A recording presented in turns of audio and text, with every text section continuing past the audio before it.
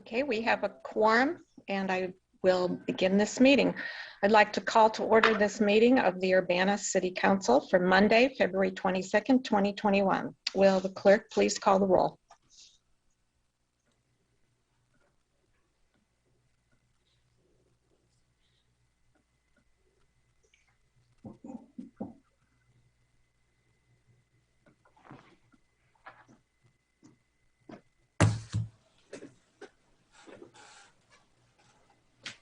As Phyllis isn't here, I'll do it. Council members Brown. Here. Holbrook. Here. Percy. Miller. Here. Roberts. Here. Sachs. Here. Wu. Here. And Mayor Marlin is here. Next up is approval of minutes of the proceedings of regular and special meetings. This would be the meeting for February 8th, 2021. Could we have a motion?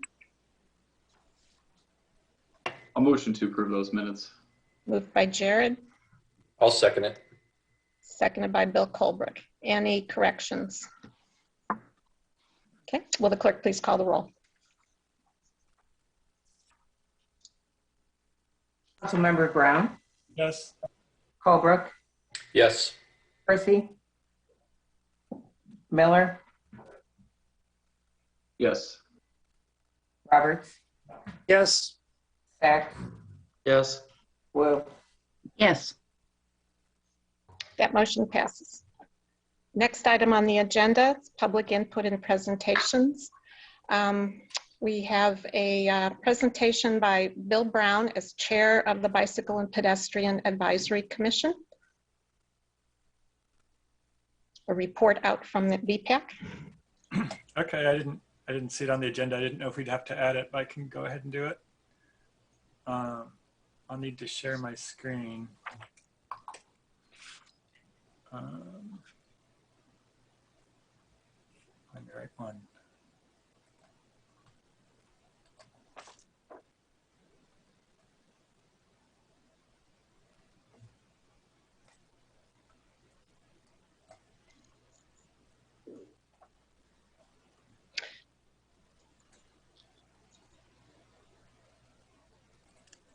Okay. Actually, to make this official, let's go ahead and add that to the agenda. If I could get a motion from a council member to go to item E, which is additions to the agenda, and add presentation and then a proclamation to this evening's agenda. Presentation from BPAC, and then the proclamation on National Supermarket Employee Day.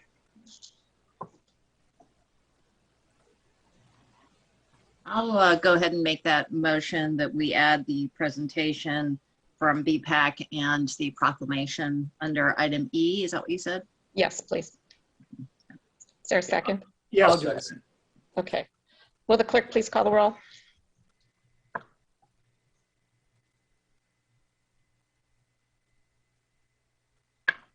Council members Brown. Yes. Holbrook. Yes. Miller. Yes. Roberts? Yes. Sachs. Yes. Wu. Yes. That motion passes. Okay, go ahead, Bill. Okay.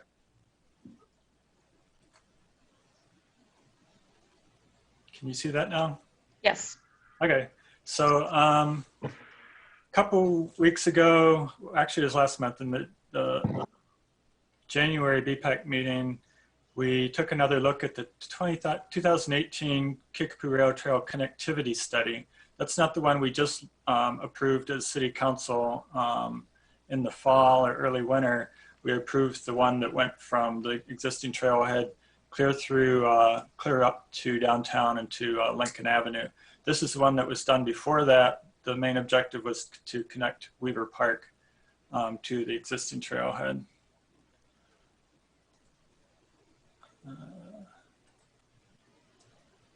Okay, so the study area was just from the trailhead. This is kind of a stylized drawing where it goes over to Walmart there, or that's Walmart, but the existing trailhead ends at where Main Street comes out to 150 there. So the study area is pretty much this part here, the grayed in or the beige color. And this was in conjunction with the Park District and the Forest Preserve District, because Forest Preserve owns some of this property, and the Park District was the main focus. Wanting to use Weaver Park as a trailhead was one of their main goals. So the three goals of the study were to connect KRT to Weaver Park, develop a primary trailhead at Weaver Park, because the Park District has quite a few plans for expanding Weaver Park and putting in restrooms and everything there, and that's going to make a nice trailhead and improve East Urbana access. As part of their study, the study that ended up was about 125 pages, so I won't go through all that, but it was a pretty detailed process where I had a couple of public meetings, and this was public workshop number 1, where people indicated their desired connections. They also went through the existing conditions and the speed limits, crash rates, and all that sort of thing to come up with various alternatives. And then in the second public meeting, they presented those alternatives for people to vote on. This is just another example of one of the analysis they did of the pedestrian crashes that had been in that 5-year period between 2011 and 2015. At the time, there hadn't really been anything serious on Main Street. This was a non-injury crash here with pedestrian. There were a couple of injury crashes, but they were both either, there was one on Washington and one on Pfeffer during that 5-year period. And then one of the main thing that brought this up at BPAC was the recent crash at Dewey and Main Street. There was a pedestrian fatality there. So these were the 9 alternatives that RPC developed from the public input. And then from each of these alternatives, they list them there. They went through and did constraints and opportunities for each one. The one that we focused on after looking at the constraints and opportunities that were done, there were a couple, I don't have a slide for this, but there are bus stops all along Main Street here, mostly because these streets that connect to Main Street are the heavy bus route users, and there's no sidewalk on Main Street there. So if the bus wants to drop somebody off, they really have to drop them off at the end of the street so they can walk down. Otherwise, they're going to be walking along Main Street with no sidewalk. So there's about 4 bus stops in that short quarter-mile area there, which is pretty unusual for any street really in Urbana to have four designated stops that close together still. You remember a few years ago they went from as needed stops to designated stops. So all of these are designated stops through there. So that's one of the things that wasn't really considered very much in the original study, was how well the pedestrian access to transit was enhanced by the various alternatives. So even though this one that we recommend now is alternative 2, the one that connects to Weaver Park here and would be a side path all along Main Street on the south side up to the existing trailhead. That one always ranked in the top 3 or 4, and they didn't rank we didn't recommend a single option. We recommended, we listed the options, we ranked them, and the way we left it basically was any of the top 3 or 4 that would work, and we'd kind of go by how much funding we can get, what funding opportunities we have. So the change that BPAC's recommending is to make option 2, alternative 2, the most desired option, and really go for funding for that.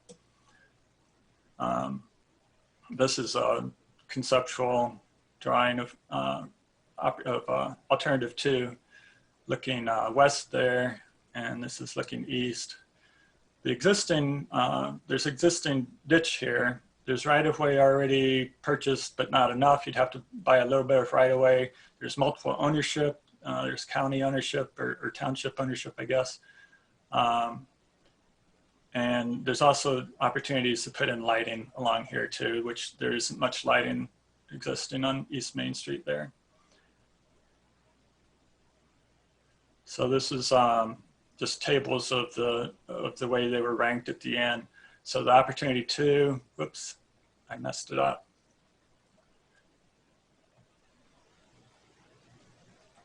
Okay, let me try again. Actually, that might have been the last slide. Yeah, that was the last slide. There's basically it just ranked. They ranked the alternatives by the goals, the 3 original goals of the study, and only those top, well, 4 out of the top 5 ranked yes in each of the goals, because the side path is much better for pedestrians than bike lanes would be along there. And then the constraints and opportunities, it basically just added up the number of constraints and opportunities, and the Main Street side path ranked in the top 4 with that too. Now this wouldn't preclude what we've already done with Baker's Lane. We haven't actually done anything, but we did apply for a grant. You might remember in December, I think, we applied for an ITEP grant that would construct the multi-use path from Washington Street up to Main Street along Baker's Lane. That's the east side of Weaver Park there. We still want that to go in because between that and also the side path along Main Street would serve that whole Scottswood area a lot better. And that's an equity issue that's a little bit lower income area and definitely more African-American. And even though a lot of it is outside the city limits, some of it is in city limits and potentially could be eventually. But equity was one of our goals in our in all of our plans, really. So that's another reason we recommended that. So where we are with it is we wanted to make this recommendation to City Council. If you'd like, we could bring a resolution that you could vote on to make it official. If we do that, we should also run it by the Forest Preserve District and the Park District because they help pay for this plan and they should have input on that too. So are there any questions about any of that? Alice? So you had mentioned there's different not organizations, different groups that own those different pieces. Do you have any estimate in terms of the proportion ownership for the different entities? I remember kind of looking at that. No, we didn't break it down by percentages or anything. A lot more of it was in Urbana than I thought originally. The crash actually was in Urbana. That Urbana owns a portion of the right of way there along Main Street for quite a ways, even though there's if you just go step off the right of way, you're not in Urbana anymore. So I would hazard, I don't know, I'd hazard a guess maybe 2/3. The total is a half-mile segment from Weaver Park to the trailhead. We probably already own about 2/3 of the road, so we'd have to work out a little bit of agreement for the rest of it, and definitely would need a little bit more right-of-way to the south side. There's not quite enough. Probably the main cost there is probably going to be the drainage issues, putting in a tile and putting the side path on top of that. But because it is right next to a road, it's considered more transportation than recreation, and that can open up additional funding opportunities through the state. The ITEP grants usually require 20% match. And then how long does it usually take for ITEP grants to be awarded?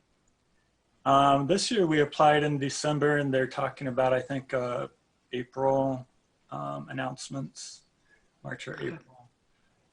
And I think it got, I may be wrong, but I think it got messed up a little bit from the pandemic. Usually it's every year, and it seemed like we might have had to skip a year or something because, I don't know. It seemed like they got a little bit off schedule, but there's also more funding available now. More went into that portion. There was a state law that passed that added additional funding to that. So there's going to be more available over the next year or two. So if we were awarded grant funds, what do you think is how long, and maybe this is a question for city staff, how long does it take to actually get built? Are we talking 2 years? Are we talking 1 year? Are we talking 5 years? I'm just looking for rough numbers. Yeah, just from experience, I wouldn't count on it any time real soon. It just kind of depends on the priority city council wants to make it, I guess. But if we're going to wait for ITEP grants, it's an annual opportunity, and in the last 4 or 5 years, I think we've gotten about half the ones we applied for. Okay, all right, thank you. Carol? I was just going to weigh in a little bit on timing. It hasn't been our practice to condemn property. It's if we can negotiate or opportunistically buy property. So I think it would be the land acquisition that would really take the longest. Sharice? I just wanted to know, because Bill was talking about some of the property was in Urbana and some of it is not. Does that mean that that's county property? And since it's unincorporated Urbana basically. So would the county therefore be able to also chip in and give funds to extend it out into that area? I think those are township roads. So the county does own like highways that are outside of Urbana. But I think those would be township roads, but I'm not sure exactly what the arrangement is as far as,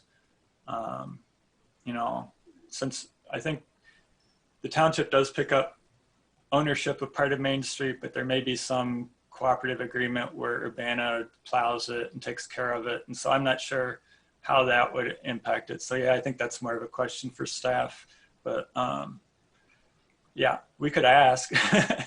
But I think usually with the ITEP grants, you can apply with more than one agency. Like we could go in with the Forest Preserve District and apply for funds if they wanted to. I think in the past, the Park District and Urbana has gone together on some and applied together. But yeah, I think it's possible. Okay. Dennis?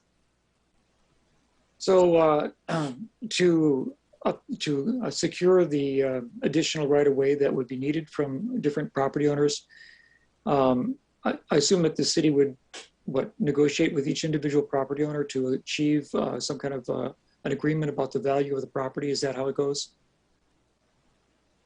I think that's how it works. I think in this case, I mean, Carol could weigh in, but it wouldn't be whole properties. It would be more like probably similar to what we did along Green Street, which did take a while, where you have to acquire, maybe 3 feet or 2 or 3 feet of somebody's front yard or side yard or something. And so then if a person's not willing to negotiate, you have to wait until some situation occurs before you can continue that with the process? I'll let Carol answer that. That's been our practice. I think it's possible that you can, I don't know how it works in Illinois, but it seems like the kind of thing that one could use eminent domain for. I don't know where you get the authority from, if that comes from the council or elsewhere, but that certainly hasn't been the practice here to use eminent domain. Yeah, I understand that.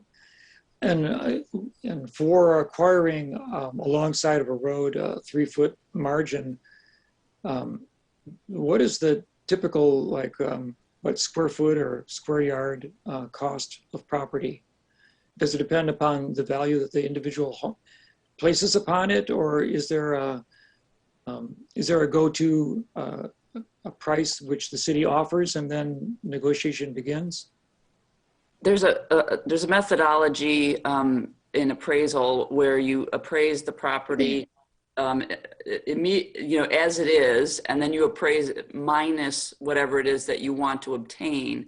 And so you can imagine that in some cases it might just be a part of someone's front yard. In another case, and it could be grass. In another case, there might be a lot of landscaping.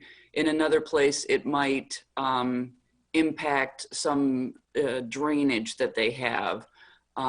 It could impact their driveway access. So it's very individualized as it relates to each property.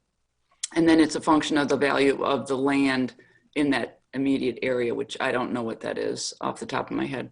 Mhm. Right. Yeah, and is it possible to ask that for the benefit of the community that the right-of-way be donated? I mean, is there an option? Is there a way of people donating this property to the city? Or does the city kind of obligated to purchase it? I guess we're not obligated to purchase it, but I think most people, when they're, you know, that's certainly an option, but I don't know that we've encountered a lot of people wanting to donate property to the city. You never know where there's a big-hearted person, but you know, okay, I'll take that for face value. Thank you. We can always hope for that. I could say too that in a lot of studies, the recreational trails do add value to properties. I think in this case, having a multi-use path there where people could use to get to their bus stops could be seen as a positive. I don't know if there'd be a lot of reluctance, especially since there's already a ditch there. There'd have to be quite a bit of drainage work done anyway to make that still work, but I don't see how it could really negatively impact things too much, but it would be taking space. Bill, do you think that the project that you're hoping to achieve is sort of too complex to materialize? I mean, it's difficult, it sounds like, to acquire, you know, maybe the right of way is going to be a difficult thing to acquire. Would that harm the project generally if it couldn't work out? Well, the other alternatives, all the alternatives are a little complex. To even the one along the railroad track, it would be a rail trail there because there's no active line up to Smith Road, but the city doesn't own it all. The Forest Preserve doesn't own it all. We'd still have to buy some of that from the railroad company. So that's a little complex too. And that would just be, it wouldn't be useful to the people in that neighborhood so much. It would be useful still, and it's still something we would want to do eventually for a recreational trail. It's useful for people coming from St. Joe to go downtown to just stay on that route, so they wouldn't have to get off of and go along Main Street and then cross Main Street to get back on. So any alternative is going to be a little complex, but you know, it's part of the deal. I think anytime you add something to an existing infrastructure, it's going to be a little complicated. Okay. Thank you, Bill. Okay. And this will come to council eventually with more detail. Yeah, we can bring a resolution if council, if that's what people like. You just let me know if you have any more questions or you have any input. Great, thank you. All right, we'll move on to public input. First person is Audrey Ishii.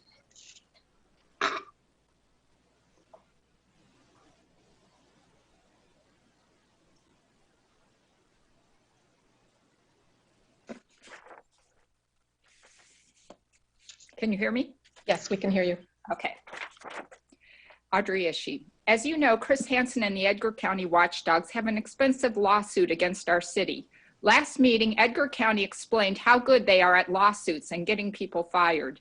They had been given a conversation from our closed neighborhood listserv, so I got curious and took a look at Chris Hansen's website. First thing I see is a link to a video clip ridiculing Councilmember Sharice Hersey by suggesting that she let out a storm of profanities. Then I found that Hansen publicly posted the mortgage and deed of a city employee just to prove that he could do it. Finally, I saw that he doesn't even respect his own privacy. He listed the FOIA number of his request for all of his own police complaints. So I requested his same FOIA from the city. Please write these numbers down because you can request it too, and you really need to. 2019 F387 and 2020 F386. It turns out that Hansen filed 81 police complaints last year. The other 42,000 of us Urbanans filed 13 in a very difficult year. Many of his were multiple complaints requiring long reports to respond. Obviously, a lot of work and expense that we taxpayers are paying for. So I read a few. May 2019. He called 911 because 2 black boys walked from the alley to the street through his yard. He told 911 that it was an attempted bike theft and he was chasing them. He continued to chase, but eventually the police found him, found the boys, and refused to arrest them. They looked at Hanson's recording. The boys did not even slow as they passed his bikes. The black boys said that he has followed their friends in the past and he is known to accuse black males of theft. He then claimed criminal trespass justified his chase. Officers asked him how he would feel if the roles were reversed and he were the one being pursued. He replied that he was doing his civic duty. This single police complaint has been the subject of thousands of dollars of FOIAs and appeals by Hanson, paid by the city taxpayers. So I opened another one. Again, he called 911, this time in October 2019 about an attempted bike theft by a black male. The police came. They asked him if a bike was locked. He said it was. The police tilted it a bit and said it is not. Hanson filed an official complaint that the police tampered with his bike. Another item was that the officers he had previously complained about came to his call, and this made him uncomfortable. He has made 81 complaints in 1 year, and the police are supposed to make sure that no one named ever answers his calls. Can we let that sink in for a moment? But it gets worse. Hanson had 28 FOIAs between January and July in 2020. The FOIAs cost even more than the police complaints because of legal work. This is real money, not just a rearrangement of tasks. Hires are being made to cope.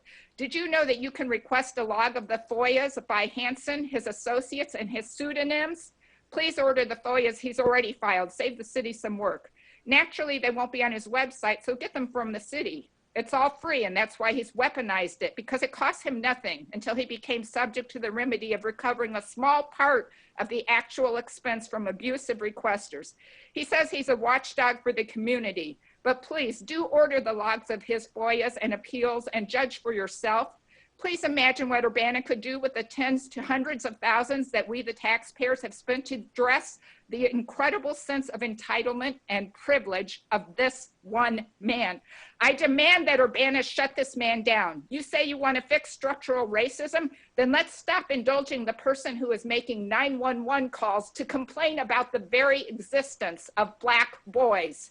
He has weaponized police complaints and FOIAs long before Alea, and he's used her as a human shield for his white rage. We could be uplifting the Aleas in this city. Thank you. Thank you. Next up is Christopher Hansen. Hello, can you hear me okay? Yes. Okay, well, I had some other things, but I guess I'll try to respond to a few of those things. I did not call 911 for those situations. I understand the police department is making some efforts to mirror me because it's in their interest. If anyone is concerned about what I'm doing to try to affect change with the city, you're very welcome to contact me and we can talk about it and I can explain to you why I'm doing some of the things I'm doing. I've never used any pseudonyms or fake names to request FOIA documents. That's just not true. I don't know why someone's saying that about me. I don't know where all these numbers of accounting are coming from, but there doesn't appear to be any evidence of that. I'm not targeting black people. That's ridiculous. So I understand there's an election going on and a lot of people are trying to smear each other. But like I said, if you're concerned about what I'm doing here, you can contact me anytime you want. It's kind of weird that all of a sudden there's all these conspiracy theories from people who claim to be concerned about the city, but none of them or none of you have ever tried to talk to me. So let's just talk about it. All right, on to the agenda tonight. I was disappointed that the BPAC presentation wasn't put on the official agenda. I think people would have liked to hear about that so they could watch the meeting tonight. But I mostly want to talk about the ordinance amending City Code Chapter 12. So your plan is to take out divisions 3 and 4, and I wondered if you I was thinking about section 12-83 on confidentiality. Did you plan to take that out as well? Because I think I think first of all, people are going to seriously hesitate to submit a complaint against the city for a discrimination complaint if there's no confidentiality involved. And as we can see, those types of things are weaponized against people, just like it is tonight, or was tonight.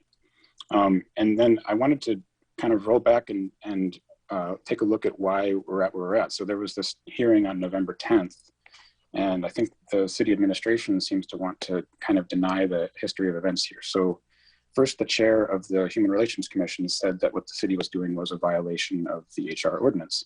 And then the hearing body on November 10th thought the city was violating the ordinance too. And then the city administrator, Carol Mitten, sent a letter to the HRC telling them that the city didn't have to follow the ordinance and that the city was going to keep discriminating despite the ordinance.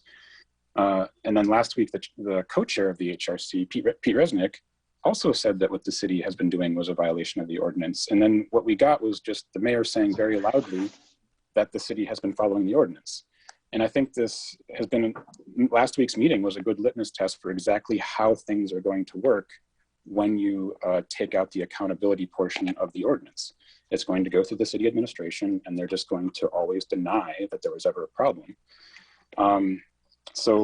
And then what was interesting is at last week's discussion is Sharice Hersey and Bill Colebrook seemed to want to start to dismantle the ordinance, at least the criminal background check portion of it. So I don't really get it. I mean, if you guys are okay with people discriminating based on criminal background checks, then you should change that part of the ordinance. I don't think we should do that. I think it's wrong for an arm of the state to extend the punishment of the judiciary. And that's what you do when you discriminate against someone for their criminal history.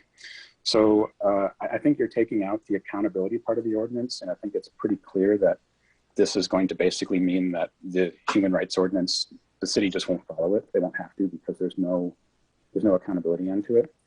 So I encourage you not to do that. And I think if you keep going down this path, it's just going to cause more and more problems and more disenfranchisement by the residents of Urbana. Thank you.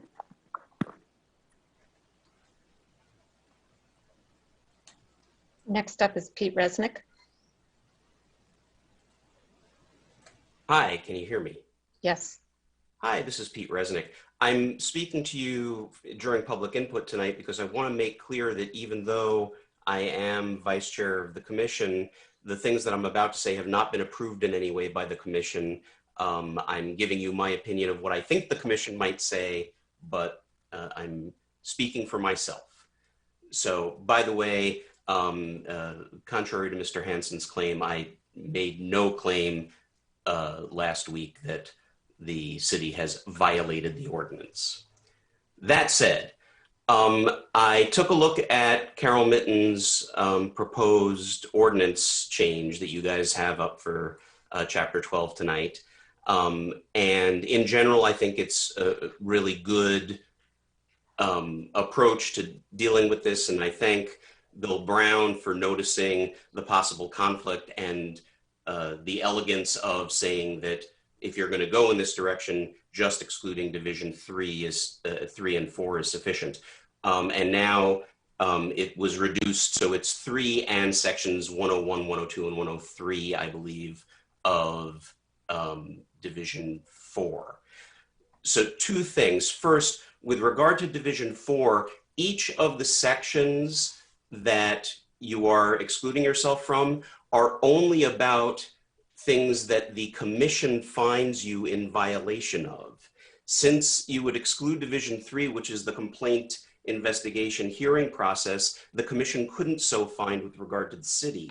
So I think there's nothing to be gained by removing those sections from Division 4. I think you can simply exclude Division 3 and you'll be fine with that issue. Removing Division 3 gets rid of all of the complaint procedure, investigation, mediation, and hearing, and I think that's sufficient. If you're going to do that, however, I would suggest that instead of the simple change that has been proposed in the definition of person up in section 12-39, you add to that definition the government of the city of Urbana, because all of the other sections that are going to still be in play for the city of Urbana should probably mean that you are an employer according to the rest of the ordinance. Since you won't be subject to the hearing, it won't be a problem for you to be subject to the rest of the ordinance, which would be, I think, what I heard last week, the sense of the council was tilting toward. I also think that you should explicitly take the language that was proposed by the commission for the change to the definition of public accommodation, both in 1239 and in 12-64. I'm sorry, 12-65. No, I missed it. 12-63. I think you should take those definitions so that clearly the city is also a public accommodation that provides government services. And again, you'll be subject to all of the other provisions of the ordinance, but won't be subject to the enforcement action. I think this has the additional, so it makes everything consistent, and introducing new inconsistencies wouldn't be a great idea. The other thing that this does, as was indicated last week, if you do eventually decide that you would prefer the city to be subject to some enforcement procedure, you won't have to go back and change these definitions again, because the city will already be in the definition. So that's all I had, and I will try and stick around for the next section just in case there are other questions. I was just going to ask you to stick around if you could. Thank you. Next up is Alan Max Axelrod.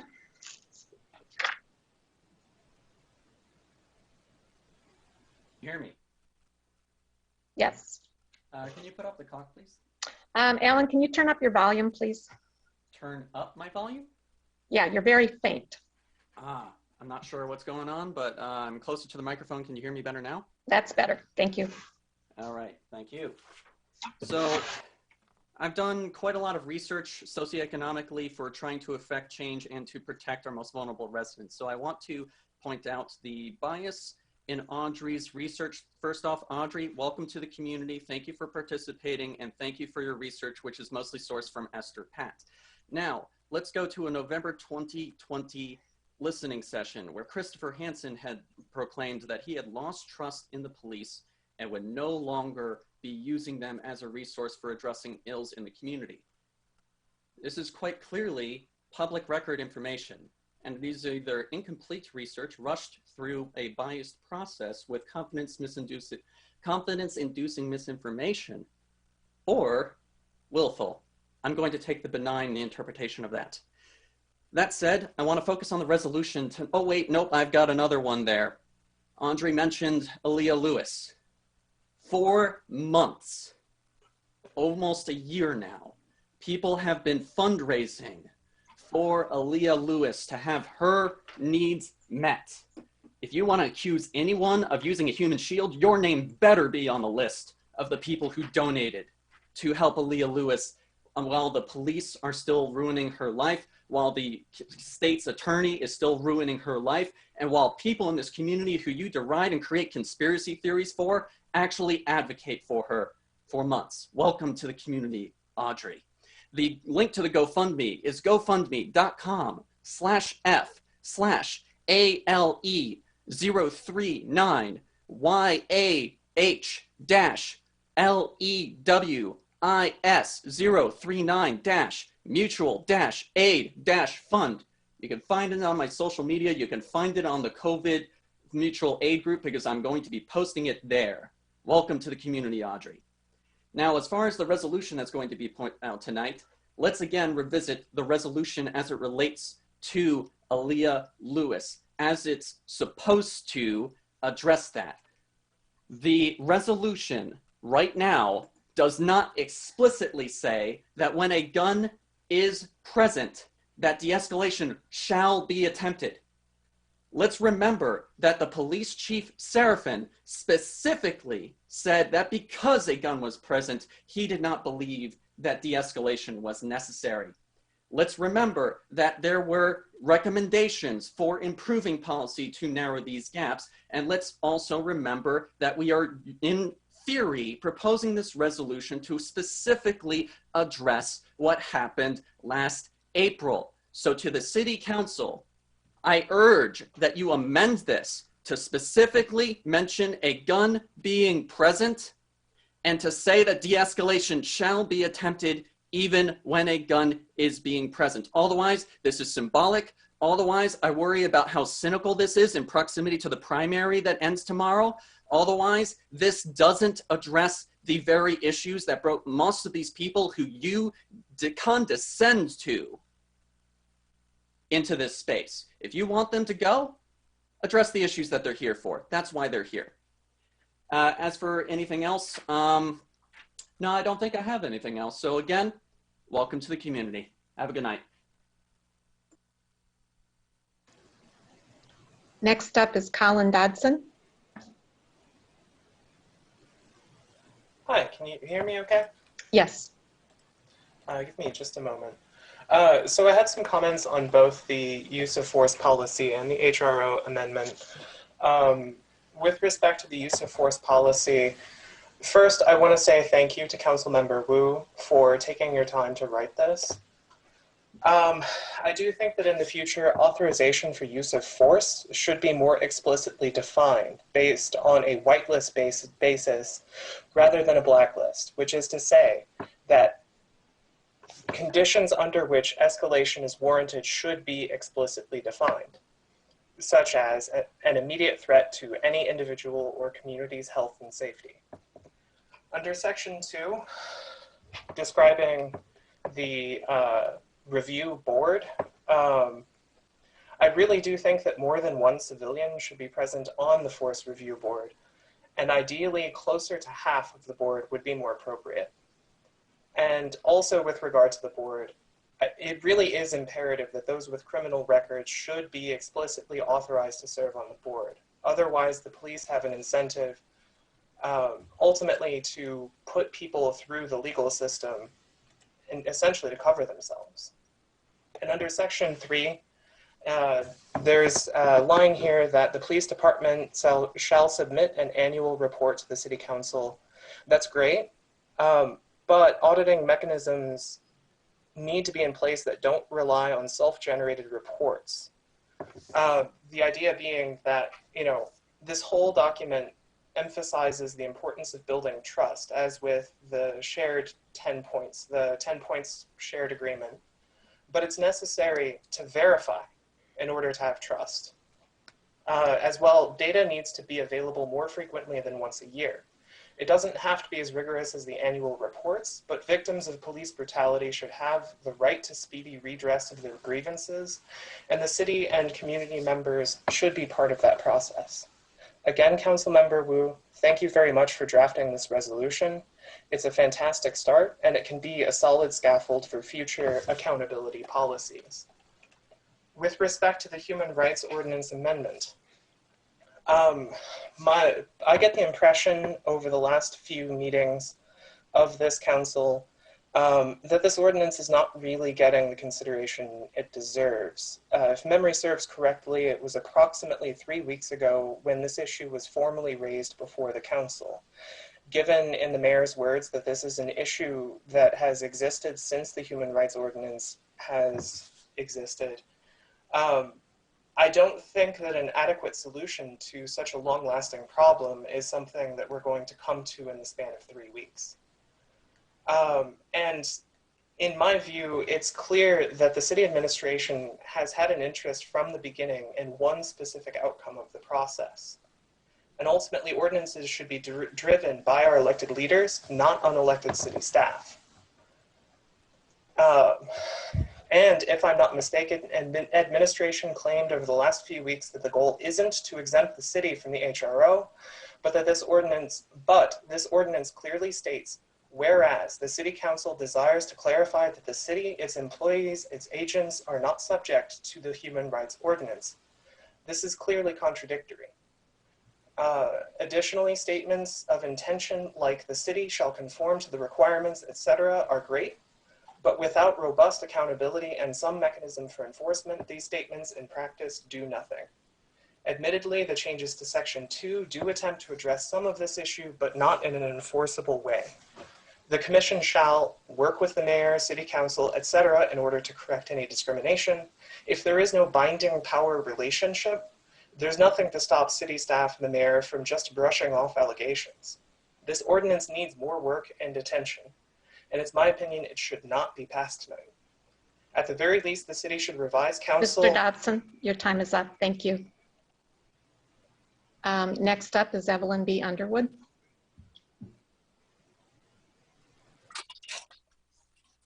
Can you hear me? Yes, we can hear you, Dr. Underwood. Yeah, thank you. I just wanted to say quickly, I don't know if I want to address that. I just hate to see people, you know, people have a right to do whatever they want to do. But I just hope we have more love for one another and kindness, although this is an election. The heart of the king is in the hands of God and everybody else's. So I don't think I hope that we try not to play God or try to downgrade people because of the election. Anyway, that's not why I'm just so disappointed. However, as I say, this is America, and we have a right to say whatever we please as long as we're not, well, you know, there are some restrictions to freedom of speech. But I hope we can, just let me say about the use of force. Let me get to that.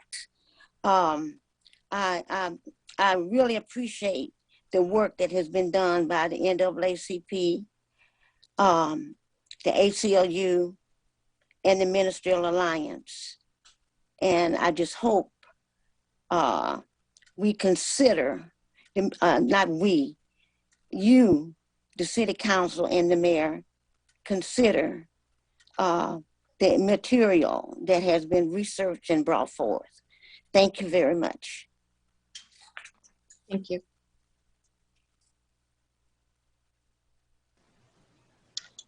Next up is Eddie Pratt Jr.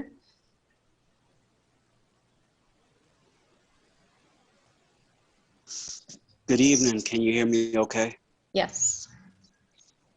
Great. I hope everyone is well and in good health during this election / COVID season. Getting right to it on the topic of de-escalation. It is my firm belief, as someone who is a former military, Army Reserve soldier, former TO, that de-escalation has to be an imperative thing in this whole policing thing that we have going on. And it's not something that's really up to debate at this point now. We have a popular reference, a big reference. And if we want to see if de-escalation actually matters in the community, we need not look any further than Newark, New Jersey, which after its round of reform and de-escalation training, did not fire a single shot, did not have a single fatality for 365 days, which makes a huge difference. That could have been anybody. I mean, that could have been a George Floyd, that could have been a Trayvon Martin, that could have been a lot of different people.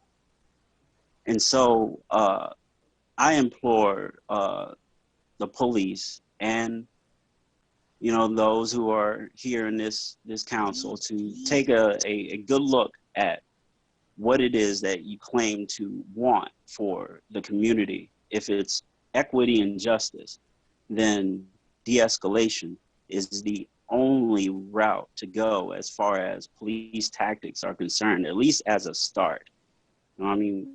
You still have to tackle, implicit bias and everything like that. The other part of it would be accountability, as other people have already alluded to. The language within the use of force policy before its revised version, and even still now, includes a lot of language that is not, it holds no accountability to the officer at all. And as a matter of fact, it gives almost complete autonomy to the officer to take whatever action that they feel like taking, and thus, because they took it, it be justified. Even though in recent memory, we've seen this play out, and we've seen the loss and the devastation and the injustice and all of the other things that it spurred on. So I would hope that we have learned from that history and we can move forward. Tonight, you have an opportunity to do that, to provide Urbana as a flagship, per se, for other cities in the state and in the region, to show them how to do this the right way. So I hope that everyone is committed to exactly that purpose. Otherwise, real quickly, seeing that I only have a few seconds left, there was one thing that I wanted to say really quickly, and that is that I really love the SWIFT program and what it stands for. And I believe that if these governments say that they really view equality, they'll put their money where their mouth is and match that $1 million. We got $1 billion in weed revenue. We can split that up and make it happen. Much love. Thank you. Thank you. Next up is Aaron Abbott.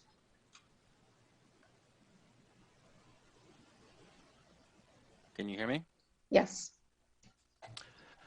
My name is Aaron Abbott, and I wish to make 2 points tonight.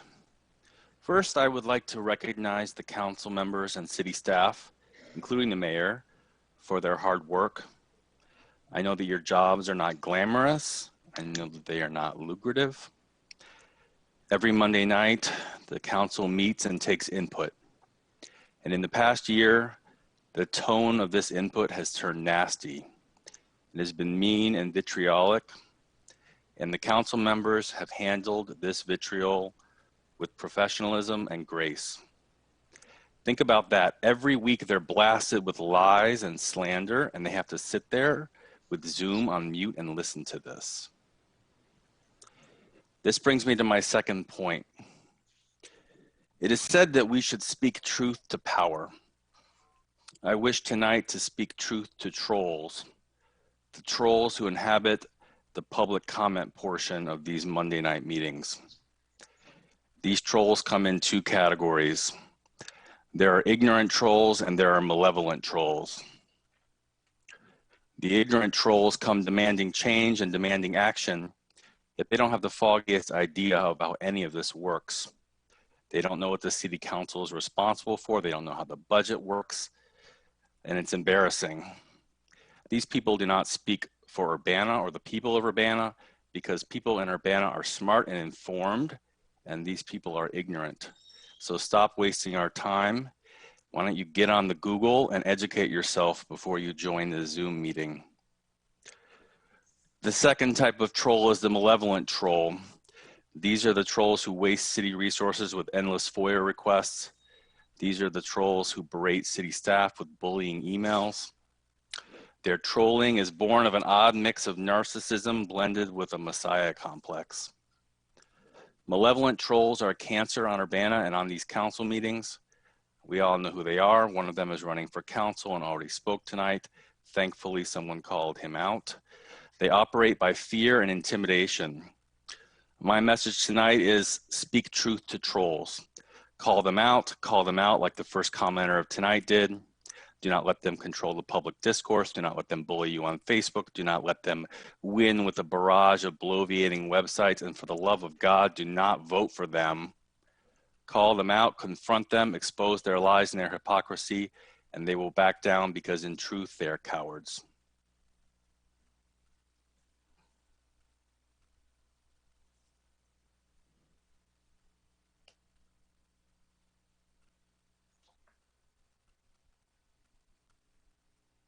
Thank you.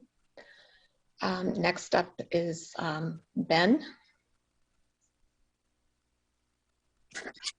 Hello, can you hear me? Yes. Hi. I am not just would like to let you all know that I am not using my last name because I do not wish to be harassed or defamed by certain individuals that have been spoken of and that have already spoken at today's meeting. The first thing I would like to mention is that I am quite disgusted with some of the ways that, well, some of the comments that certain individuals have been making for months and months and months. It is very dangerous because it is very untrue. Most of what is being said is a waste of the city's time, is a waste of the city council meeting time. There's actual business to be done in the city and it needs to get done. Also, I would note that by allowing these individuals who repeatedly come to the meeting, spread misinformation, lies, conspiracy theories, it makes it intimidating for others who have different ideas to come because they could be harassed, defamed by these individuals. It is really a shame that this is going on. It needs to stop. And I do believe that if any of these individuals get anywhere near to the council, it will cause so many problems. I cannot imagine any type of business owner, any sort of new developer, anyone like that wanting to come here if they have to deal with those people on the council harassing, bullying, intimidating them. I would suggest that this council takes action to change the rules of the meeting to prevent these people from coming every single meeting and speaking, because it's a waste of time and it's just damaging to the whole city to the city as a whole. And already on this evening, we heard from the first commenter has a different view than some of these people and went on to be harassed by two additional. That's not acceptable. It needs to stop. And I'm afraid that if the council doesn't take the action now to stop it, it is just going to get worse, and it really must change. Thank you.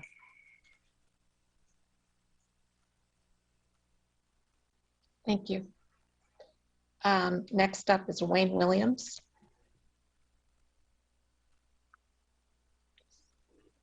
Hi, everybody. I am here to talk about Ordinance 2021-2-4. And I would like to start by saying I apologize for not being as informed a public citizen as I usually am, because I see that this ordinance is on the consent agenda. This ordinance, what it's doing is asking for one parcel to be annexed into the city of Urbana in Cunningham Township. And while this will probably pass, I would hope that in the future, city councils take pause when these types of requests are coming. There are going to be some unintended consequences of this annex, one being that parcel number 30-21-04-301-008 will be completely surrounded by the city of Urbana without actually being in the city of Urbana.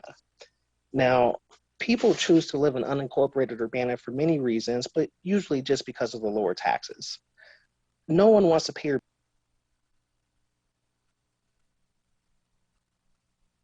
Can you hear me? No, we lost about 10 seconds of you. Okay.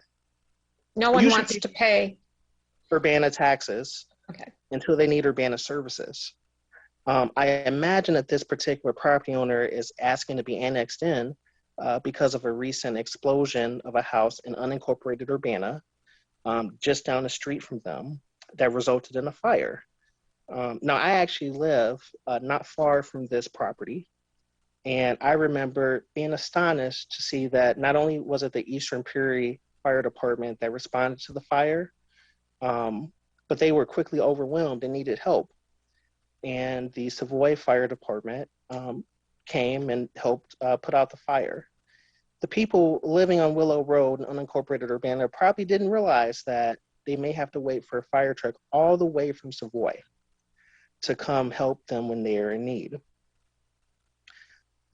So I would just like to remind the council that it's very convenient now that this one property wants to come into the city limits.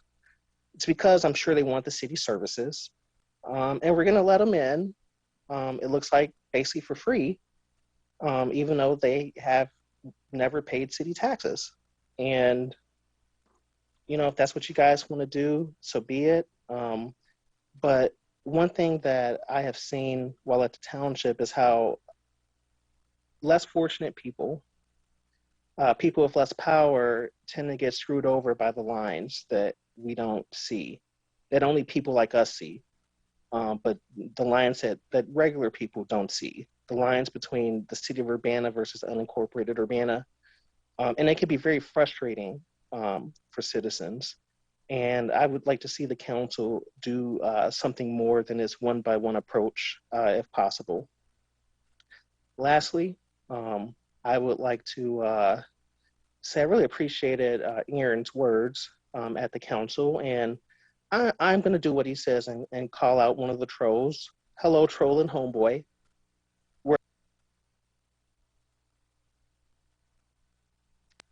Wayne, you Hello, cut out again. trolling homeboy, wherever you are. Take care and God bless. Thank you.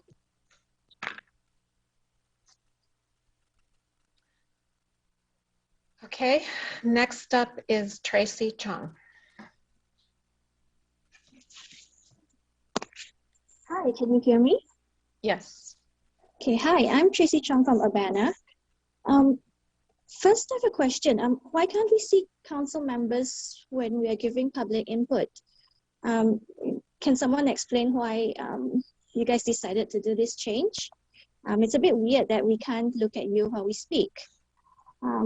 Secondly, since the de-escalation resolution is on the agenda tonight, I'm going to bring up the taser incident from 2019, where an unarmed black man was tased without warning, as required by the taser ordinance, and in which the footage that showed the complete incident was suppressed by Urbana Police Department.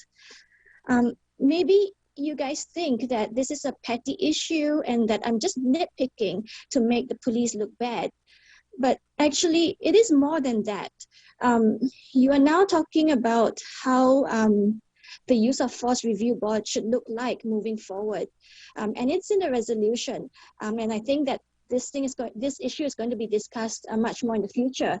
And the taser incident that I've brought up many times is just one example where a use of force board, even if it's comprised of all civilians, will be useless if the information provided by the police for these civilians to review is not complete. So I would like us to think and discuss how we can fix this root problem.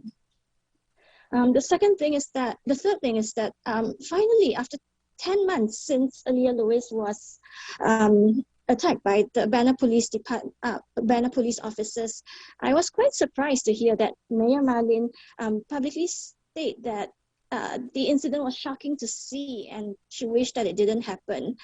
I don't know, I guess I'm just wondering if this is a recent revelation or if it was how you felt all along, but just kept quiet and not acknowledge it all these months, because it is damaging that in silence you're basically giving your approval to the misconduct of Urbana police officers. So lastly, I'm glad that the election is tomorrow and we can finally go back to focusing on the issues. All of us who have been speaking week after week, trying to work on these issues, trying to improve the city, and advocating for months without just people randomly popping out who have their own political agenda, trying to work up the public by suggesting conspiracy theories, spreading lies, and using smear tactics. I just want us to go back to focusing on the real issues. Thank you.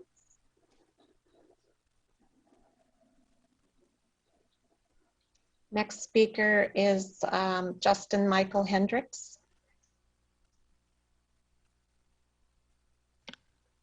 Can you hear me? Yes. Hello, everyone. My name is Justin Michael Hendricks. I am the creator of Hitting Homeboy, CU Residence, Parkland College student. And make sure you all donate to the food pantries across Champaign and Urbana from Hitting Homeboy and the community closets as well. As we don't troll, we do the work and we turn up. So make sure you turn up with us, as we don't have time to troll when we're doing the work in the streets. Make sure you also tune in this week, Tuesday, as we have the final series of My Black Mental Health Matters, as tomorrow we discuss mental health for adults over 40 and Black women. And then we have a special segment on Thursday with sisterhood, family, and more. So make sure you tune in and turn up with us on Hitting Homeboy on Facebook. That's HITNHOMEBOY. With that being said, I am Justin Michael Hendricks. You know where to find me. You know what to do. Education, advocacy, hip hop culture. I am Hitting Homeboy. Make sure you use that phone number and hit me up. Have a good day.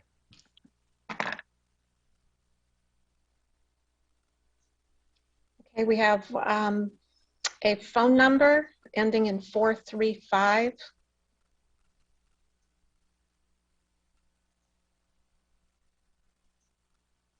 Did you wish to speak?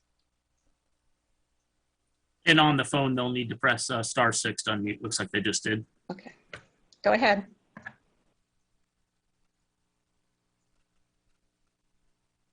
Go ahead, please.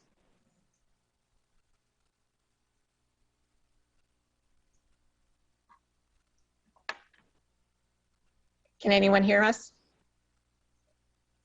Okay, we'll come back to 435. Can you hear me? Yes. Can you hear me? Yes, we can hear you. Can you hear me? Oh, I'm sorry. It's Elders Melinda Carr here. Good evening, Mayor Marlin and Council. I submitted a document earlier today, and part of the document was for use of force updates, and then I sent it some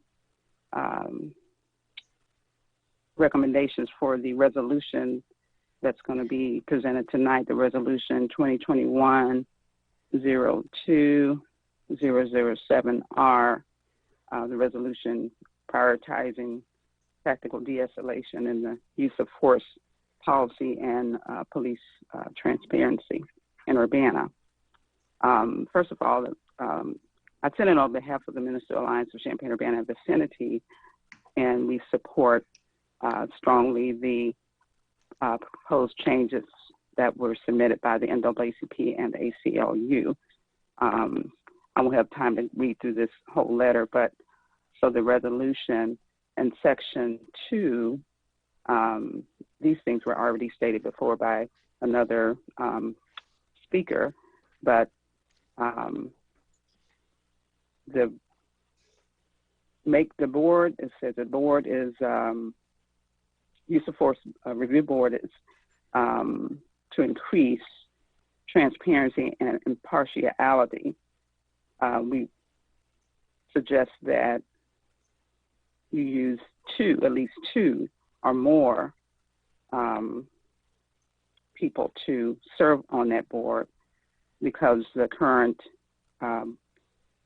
board is composed of internal affairs departmental leadership, and those people who are selected should be community advocates. And I have some prior experience in serving in Champaign on the SRO advisory committee at the time, and I was president, and there were people who were on the board from the community who were fearful. And I'm saying that because one person, if they're not courageous in being in the presence of law enforcement leadership, because at the time they had, they wore their guns, and being honest, I was intimidated a little bit, but we have a job to do. And one thing was, if the Reverend Dr. Martin Luther King were to come from the dead, he would be able to serve as one person on a board such as that because of his courageous character. But an average person would not be able to do that unless they had that, because it is something that we have to be honest about as a people and as a community, and the people that may have a fear. And so I wanted to explain why I said 2 or more on that board. And the section 3 was related to the reporting.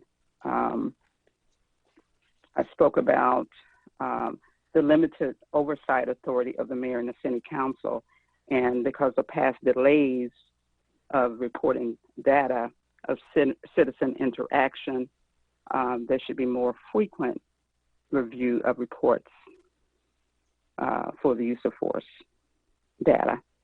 And we propose changing to quarterly or at least biannually. And I understand that the state, the governor has signed the law today, so it'll be even more frequently. So I know there'll be changes coming up for that, and it'll be available publicly as well. So Eldris Carr, your time is up. Yes. So thank you very much. And your comments that you sent in today will be entered into the meeting record. Thank you. Sarah Nixon.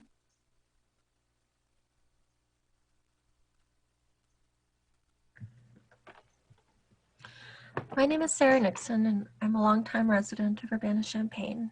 City Council, concerning tonight's agenda item relating to the ordinance amending City Code Chapter 12, the exceptions to the Human Rights Ordinance, you will vote this evening on a resolution to change the ordinance so that public officials are held less accountable. The council should oppose the proposed ordinance changes. They propose to remove Section 12-83E from any complaint against the city. This is the section that provides for confidentiality for complainants. So moving forward, anyone filing a human rights complaint against the city apparently can readily be retaliated against and publicly attacked for filing a complaint. Does that not defeat the purpose of human rights ordinance? The amendment apparently provides that the city will now work through complaints investigation and hearing process with everyone but the complainant. So removing Section 3 gets rid of all the complaints investigation and hearings procedure, and effectively, when you remove the civilian complainant from the complaint process, the city will be free to always just rule in favor of itself. I'd like to make a comment as well related to the resolution prioritizing tactical de-escalation in the use of force policy and police transparency in Urbana. The de-escalation resolution, as it appears, looks quite inadequate. It's a weak and vague, thin few pages. And missing from these pages is a clear set of standards and policies for transparency, accountability, and disciplinary consequences for officers who violate the use of force policy, including termination. So the city must review and revise the contract itself that unreasonably restricts police discipline and termination, and that shields or erases police complaints and disciplinary records. Otherwise, you're protecting bad apples at the expense of the good cops who are doing their jobs and doing them well. And these are the cops who do not re-victimize innocent people. And finally, I'd like to comment on last week, you voted on a resolution committing to end structural racism and achieve racial equity. And I'm sure that you all had high hopes of going down in the local history books as having passed a momentous historical piece of legislation.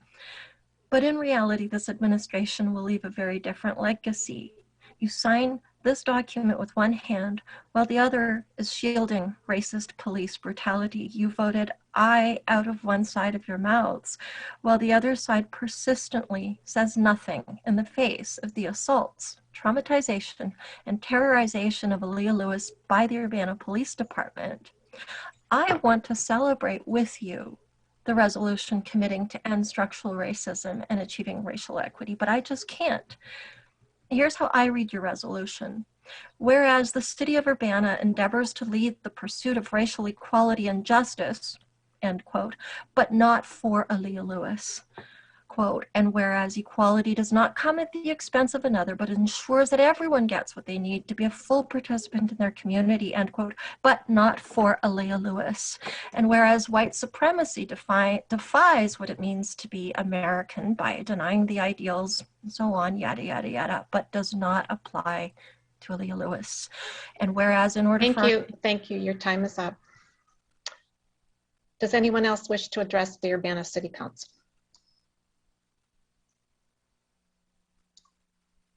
Okay. We have one last presentation, and that is a proclamation. Today is National Supermarket Employee Day.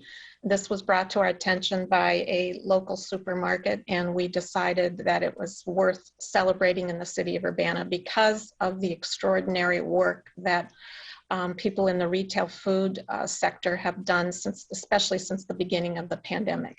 So today we visited a couple of markets, one large, one small, and we delivered copies of the proclamation declaring today Supermarket Employee Day in the city of Urbana to all food markets within the Urbana city limits. And I wanted to share a video. We also delivered these in English, French, and Spanish, depending upon which market we went to. So people could share in this as well. So we have a short video and you can see how it went today.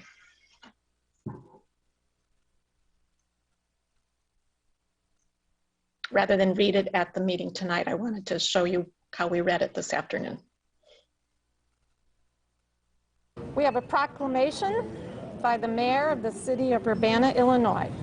Whereas there are nearly 6 million supermarket employees in the United States, and whereas in the Urbana area, there are 2,041 food retail jobs that generate approximately $351.4 million in economic activity.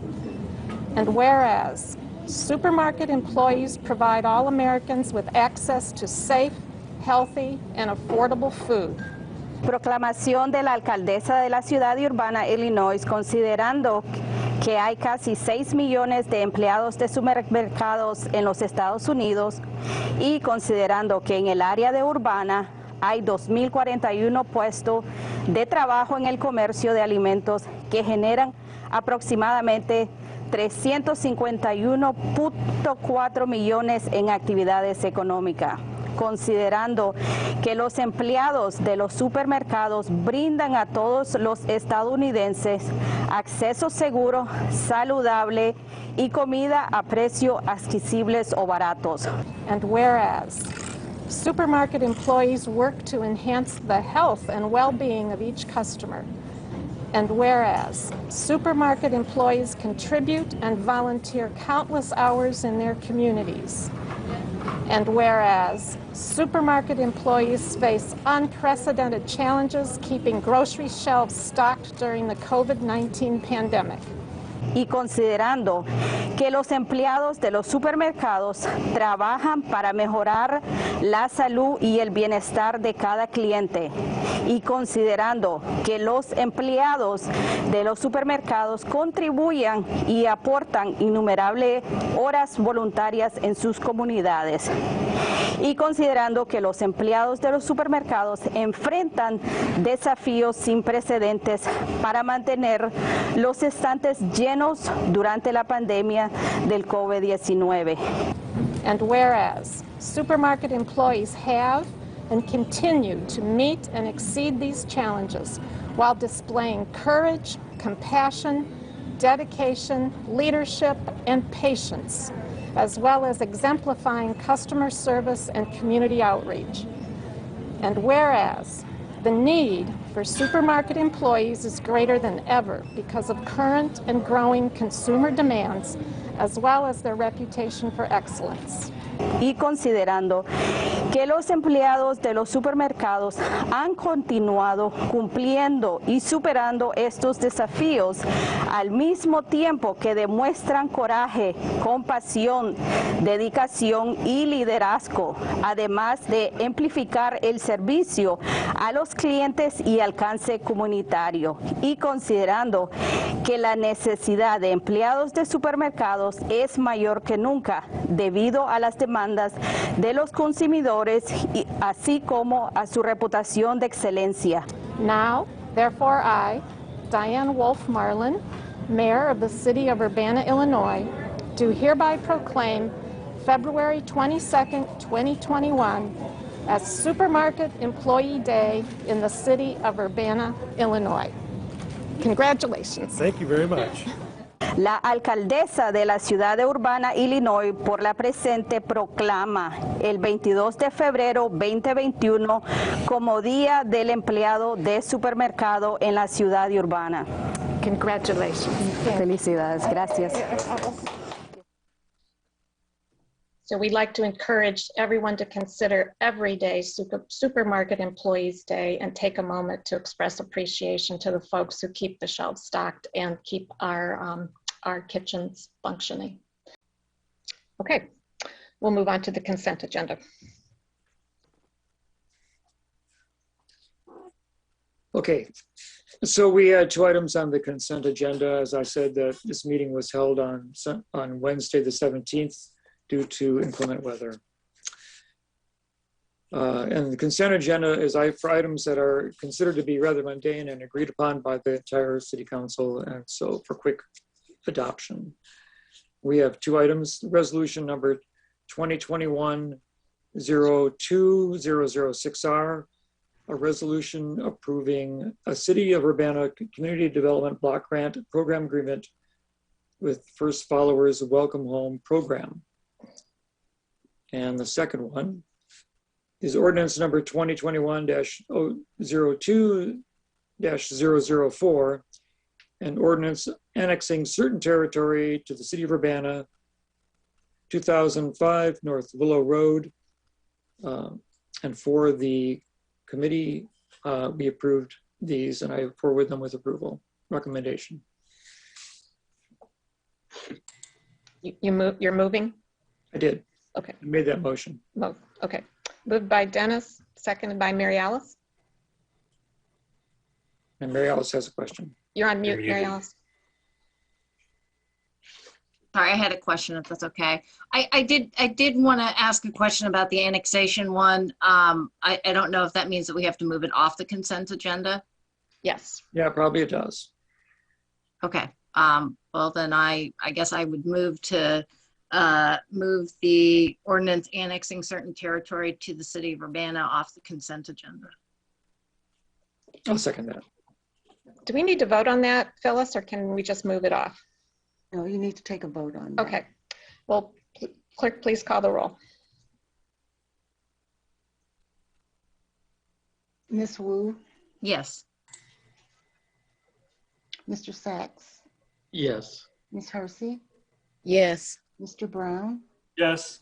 Mr. Roberts, Yes. Mr. Colebrook, Yes. Mr. Miller. Yes. That motion passes. So item B will be moved off the consent agenda. That leaves item A to be voted on.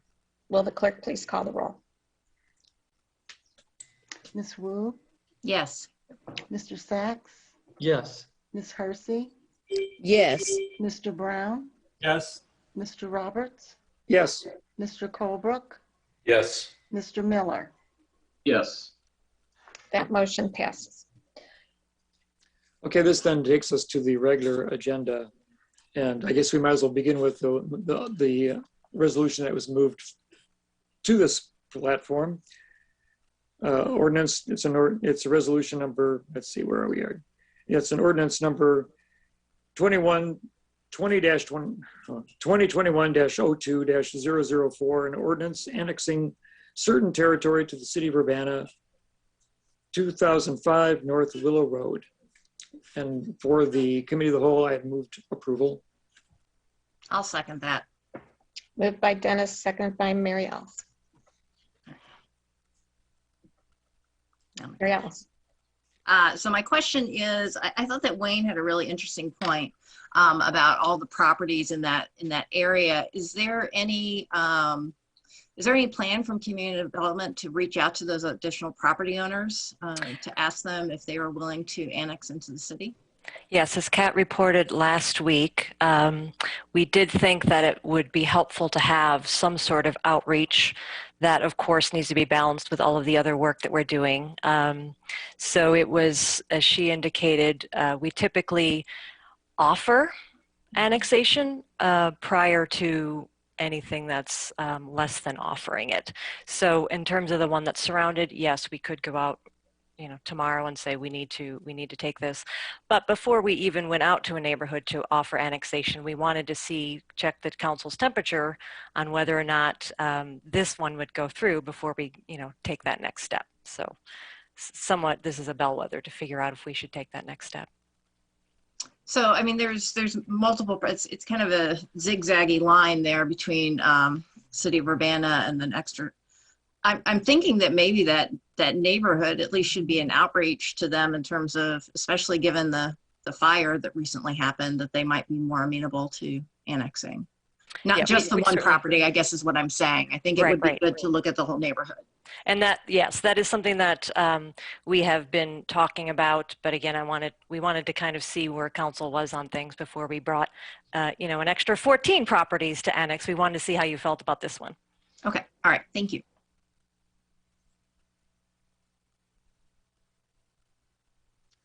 Sharice?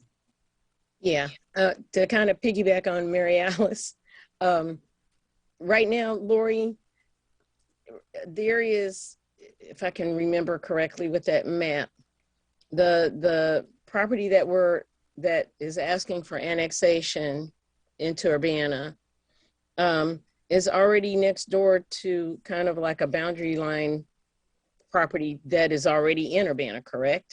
That's correct, and that is the only way one can annex is if you are contiguous to the boundary. Otherwise, we would need to enter into an agreement, and in the future, you might be able to annex. But yeah, you need that continuity or to be surrounded in order to annex. So, are there other properties? I'm trying to remember. There were some properties that were next door to that particular property, like two more houses, I think, that went down that block. I can't remember. And if that doesn't work, I can try sharing my screen here. Is Dennis's low-tech way okay for you all? No. Okay. Thank you, I appreciate Dennis, it though. Trying. All right. I'm trying to see if I can find it. This doesn't fit great on a page, but we'll do what we can. Here we go.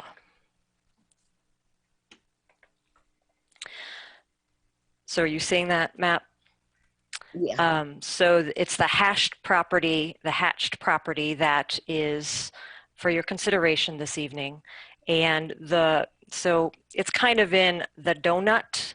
So the properties that are on the outside are in the city, and then this is sort of in the donut that's not in the city.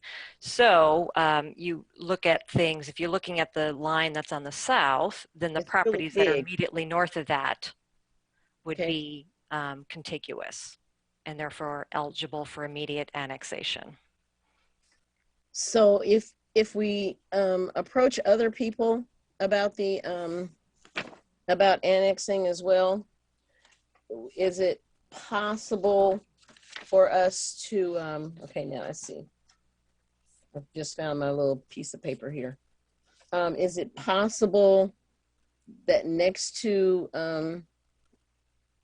that one house, the 1, 2, 3 properties also can be annexed, or is that what Mary Alice was talking about as far as getting more than one property annexed? I mean, I don't Well, do it all at the same time, or do we have to do them one at a time because you have to be have a boundary? I see what you're asking. So if there is a group of properties and they're being processed together, they're coming to you together, then yes, we could do it one at a time. We wouldn't have to, come back to you every 2 weeks with a separate one. And another alternative is if there were some that were not contiguous, but had an interest in the future in annexing, then we could go through the process of doing an annexation agreement. That's a much more laborious process. So it would be best if we could get them to immediately annex through petition as a group. That would be the most efficient way of doing it. Okay. So, Dennis, can I make a motion regarding this? I believe Bill had a You want to question. make an amendment? Kind of, sort of. Well, Talk. Okay, I'm sorry. What I kind of like to do is table this particular annexation until the community development has an opportunity to approach the other properties. I think the petitioner is really interested in coming into the city as soon as possible. We've already done the work for this one, so it's not going to save us any work to do it as a separate batch. It will just probably upset the petitioner that they're unable to get the services that they're hoping to get. Because it will take some time to do outreach. It's not as though we go out tomorrow and people are banging on our doors. So it will take some time. And I don't know if the petitioner is here this evening. They were under the impression that this was supported due to the vote last week. So I'm not sure that they're here to speak, but it's my understanding that they are really interested in coming into the city as soon as possible. Okay, in that case, I withdraw my recommendation or motion or whatever. Bill Brown?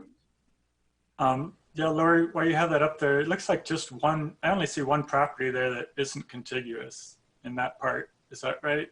Anybody else that wants to join the city in this? Well, there's a couple. So can you see my cursor or should I do an annotation? We can see your cursor. Okay. So for instance, if this were to be approved tonight, then this one comes in tomorrow, then that still means that, this one then would not be contiguous.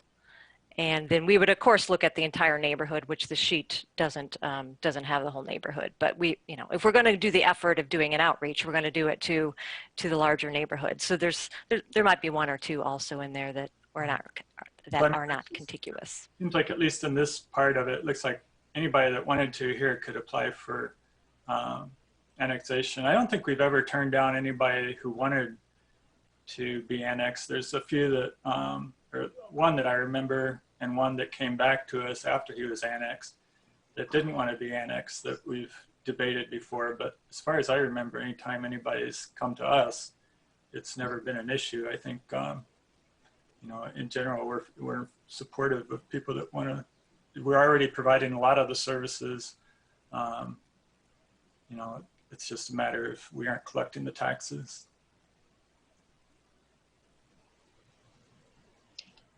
Okay. Any other comments? Dennis? And just as some people are interested in receiving the services of the city, other people are still motivated by economy for them and not being interested in entering the tax body of the city of Urbana. So, it's an individual, sometimes it's an individual plot by plot decision. The protection of the fire department might be a motivating factor to bring several communities in, several of these properties in. But yeah, without having a conversation about it, we're not going to know if other people would be interested in this as well.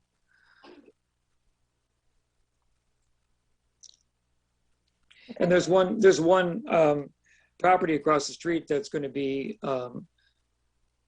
contained now with completely by the city, and so that property becomes potential annexation property. But of course, we wouldn't want to do that without speaking with them and encouraging them to join us.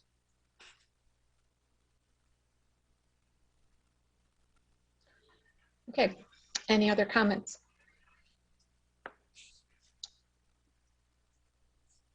Will the clerk please call the roll?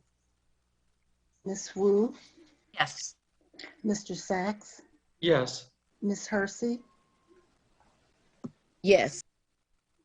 Mr. Brown, Yes. Mr. Roberts, Yes. Mr. Colebrook, Yes. Mr. Miller. Yes. That motion passes. That completes the committee of the whole report. Thank you, Dennis. Next on, we're regular agenda, resolution 2021-02-007R, which is the resolution prioritizing tactical de-escalation in the use of force policy and police transparency in Urbana. Mary Alice? So I think this is just the regular agenda. Do we need a motion? I guess Dennis would need to do the motion. This is still It's Dennis. still my work. Sorry. I apologize. Right. Yeah, because we've divided the agenda into two different sections. But yeah, and then we've taken things the off. So everything here is still from the committee of the whole. Yeah. So as you said, Mayor, we're talking about resolution number 2021-02-007R. It's a resolution prioritizing tactical de-escalation in the use of force policy and police transparency in Urbana. So it came to City Council with recommendation of approval. And I'll second that. Indeed, well said. All right. So having presented it, now, Mayor, you have an opportunity to conduct the conversation. Thank you. Any discussion? Mary Alice? Yeah, I'd just like to address a couple of things that was brought up during public comment today. The first one had to do with some of the particulars on the use of force, when de-escalation should be used, when it shouldn't be used. I believe Sarah talked a lot about the details in the use of force policy 300. And I just kind of wanted to remind people that the purpose was not to fully go through the entire use of force policy here. The purpose is to say the intent of City Council and how we want that direction of the use of force policy to move forward. I know that there's a lot of details and conversations that are going on internally, but also with the NAACP and also with the ACLU. But now we also have a new police reform bill that just got signed in today. So there's a lot of moving pieces. So I just kind of wanted to let the public know my purpose was not to completely approve the use of force policy. So everything is not in here. This is more of the direction. The second piece that I wanted to address was with the number of people on the use of force committee. I know that we haven't even thought about a process for that. So what I'd like to propose is that once a process has been thought of, that process come to City Council for input and for confirmation in terms of how that civilian would be selected.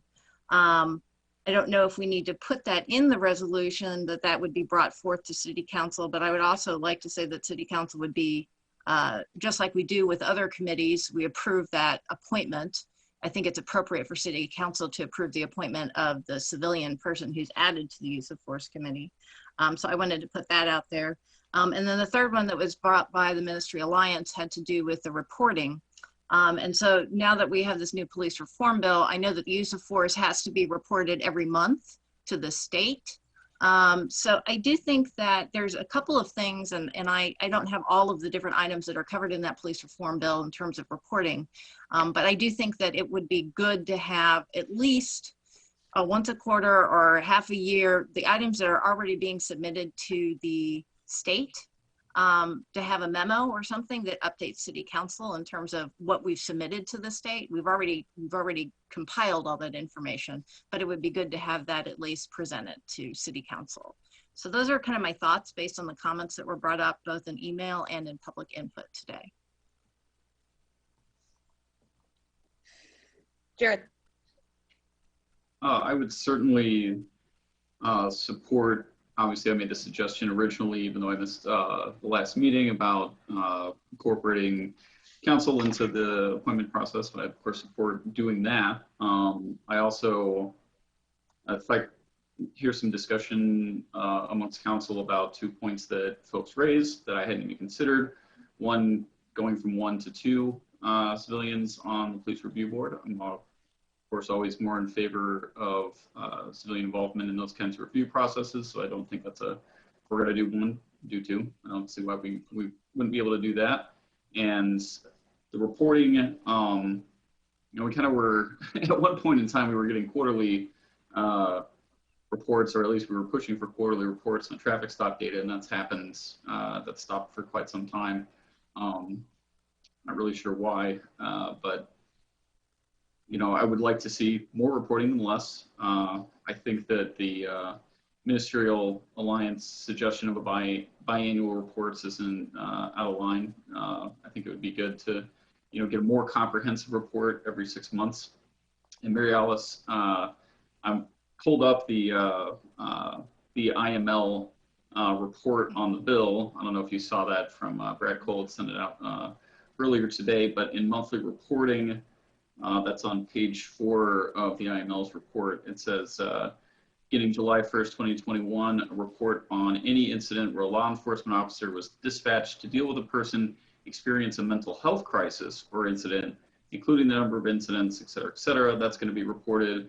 Also on July 1st, 2021, a report on use of force, including any action that resulted in death or serious bodily injury of a person or the discharge of a firearm at or in the direction of a person.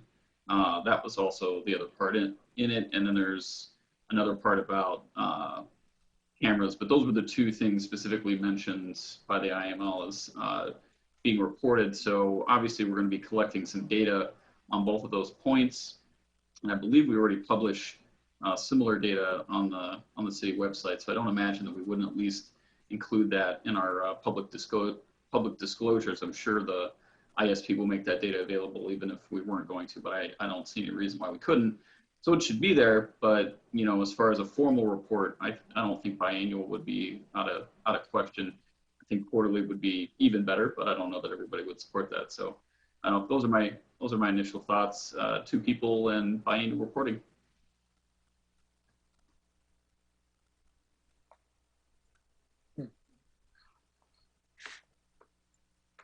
Council comments? Dennis? Yeah, okay, so I'd be willing to discuss about 2 people. Maybe it would be interesting to know what kind of backgrounds the individuals would preferably have to serve in this capacity, or whether they'd have to be trained if they were not very well versed in some of the details of police activity or procedure. I suppose that's a possibility. And then the reporting, yeah, I would do biannual. I think that if we're getting reports from multiple sources every 3 months, the staff's just going to be swirling with reporting, and I'm not sure that it's going to be necessarily as productive as it would be. I mean, I don't know. It sounds like it's going to be hard to keep up. I mean, considering that the Civilian Police Review Board wasn't able to pull together a report for several years, I'm just started wondering what quarterly reporting would do for everybody. So basically, I support what Jared just said. Mary Alice? So I guess my trepidation in terms of including more civilians on the use of force is we're not entirely sure how easy or difficult it is going to be to get people trained up to have enough knowledge to serve on that board. I would be willing to augment the language to say at least 1.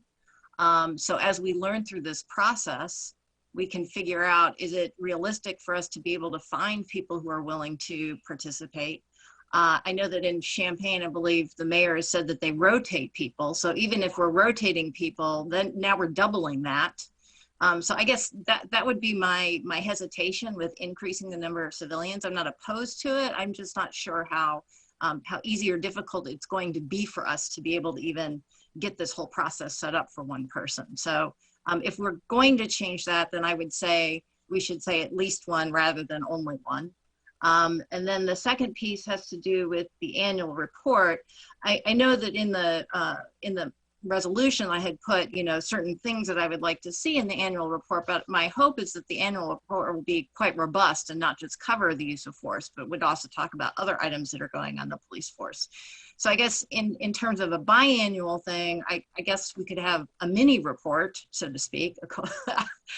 So I'm hoping that we would have something that would be much more comprehensive at the end of every year. And in fact, I think we did this with the traffic reports where we had something that looked at a whole year and went into further analysis, but the quarterly reports that we talked about was small. It wasn't a small amount of work, but they were smaller. So if the council is leaning towards the idea of having 2 reports, then I would strongly suggest that we minimize the amount of time and focus on exactly what we want to see in that kind of smaller report or mid-year report, I guess I would call it. Bill. Yeah, I agree with Mary Alice on her comments about the number of people on the committee. I believe, you know, putting a civilian on the committee, you know, from the residents of Urbana, from their perspective, that's better than what is there now. You know, it's 100% populated by people of the police department, and we as council are advocating, you know, to have a citizen, you know, on the committee. I think it's important for us to walk, or I'm sorry, important for us to crawl before we walk. Let's get one person on there, and let's see what it takes to get that person trained up to a level that they can have substantive input into, you know, use of force incidents, you know, in the city. And then if we learn that there's value, you know, to having one, then we can revisit on an additional one down the road. I don't think that we should throw 2 in there right off the bat, because like Mary Alice said, we may find it difficult to find 2 people that are willing, able, and to get trained up to be able to give that sort of input. So I would advocate for just leaving it to 1. Jared. And I'm not opposed to keeping the language at a minimum, or as Mary Alice said, at the least 1 person, and we can go take it from there. It's totally fine with me, and I agree. I don't guess I should have made that more clear, Mary Alice. I wouldn't see, you know, the 2 reports being equal in depth and measure when I was thinking of that, but just like quarterly reporting, you know, we get more granular perspective as we go along, and then we get a bigger picture. Just because this is such a meaningful part of the way that the police interact with the public, I felt like, you know, if we don't hear anything about it except for 1 year, and there's, you know, not really anything going else in between those times, it's probably too long. Of course, if there was an incident, it would obviously be, you know, come to light and from the council, but at least we're being more proactive with at least 2 reports than just a single one in a year. So that was kind of my thoughts on that. Bill. Yeah, I think I agree with the at least 1, and see how 1 works out. And there's going to be a lot of training for anybody to serve on that board. I think people realize that it sounded like for a couple of the people that were in public input might have been getting the CPRB a little bit confused. With the use of force review board, we still have the CPRB that will be investigating and making rulings on complaints. But the use of force review board reviews, what, 100 use of forces approximately per year. So it's going to be a lot of meeting. I think that would be a lot to find 2 people and get them trained and rotate people and everything. But it's potential. But I think getting 1 is our main goal right now. For the reporting, I think maybe, I mean, if we're going to be making monthly, if the police department's going to be making monthly reports to the state on several issues, including most, if not all, use of force. I don't know, it may not be exactly all of them. That wasn't clear to me, but at least a lot of the use of force will be part of that monthly reporting. Seems like maybe we could have a quarterly compilation of those monthly reports, something like that. So it wouldn't be a lot of extra work for the police department, but it would be a quarterly report. I think sometimes when we get monthly reports, like our monthly spending reports and things like that, come at various times during the week, and we may not always get to read them as much as we would want. But I think having a quarterly report stands out a little bit more, and we might pay more attention to it. So I think if we ask that those be compiled, those monthly reports be compiled quarterly and provided to council, that might be the way to go with that. But I do think the annual report needs to be a comprehensive report looking at all aspects of the police department, training and everything, and really be a good picture of what's going on in the police department and be able to compare it year to year. Any other comments?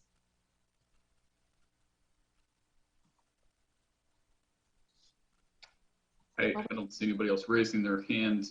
So I guess upon rereading Mary Alice, I guess we don't need to change anything about section 2 because it already does say include at least one. I don't think I realized that it said that until we were having this discussion, but it's already in there, so I don't think we need to do anything about that.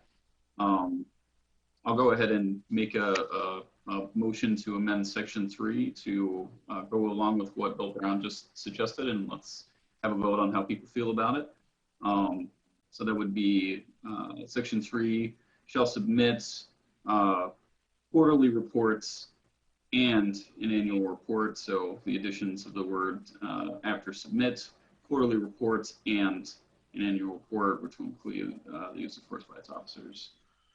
And I guess maybe then we should say in the second sentence, at a minimum, the annual report shall include blah, blah, blah, blah, blah, everything that you listed afterwards. Yeah, I was just going to ask how we differentiate that, because I think that there's way more granularity in terms of. So if the intent is to have a quarterly report that aggregates the information that we're sending to the state, maybe we should just add that on at the very end instead of, right? So right before this report will be publicly available, we could say, in addition, a quarterly report will be provided to City Council with aggregated results of data that's sent to the state. Yeah, sure. That'd be probably less complicated. And you're removing the reference to quarterly report in the first sentence then? Yeah. So we're just adding one sentence.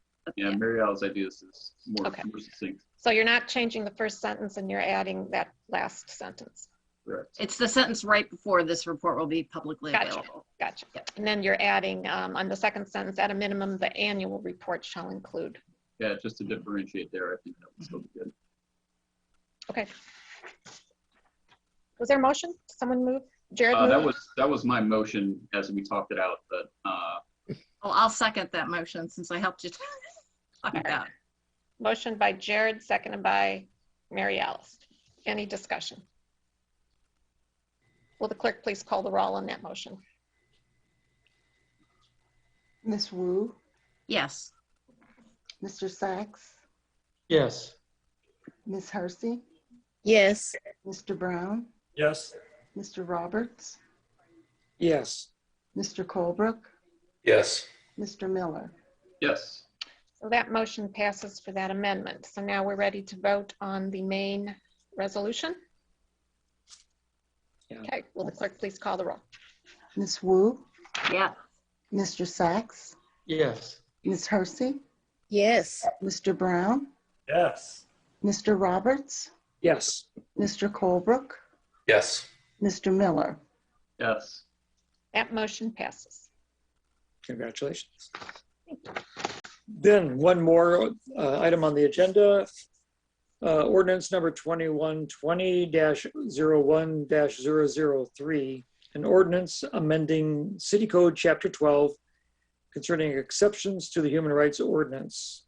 And this came to this comes to the City Council with no recommendation at this time. If I could just pick up the thread that where we left off last time. Is that all right? Maybe, oh yeah, I guess. We didn't get a second on this one yet, so. Oh, sorry. I'll second. Okay, now we can discuss it. Moved by Dennis, seconded by Bill Brown. Okay, go ahead, Carol.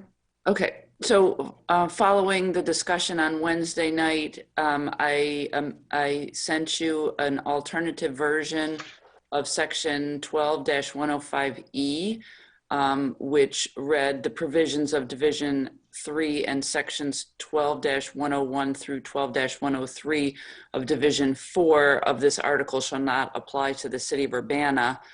Now, tonight, Pete suggested that we probably don't even need any reference to Division 4, and I think that's probably right.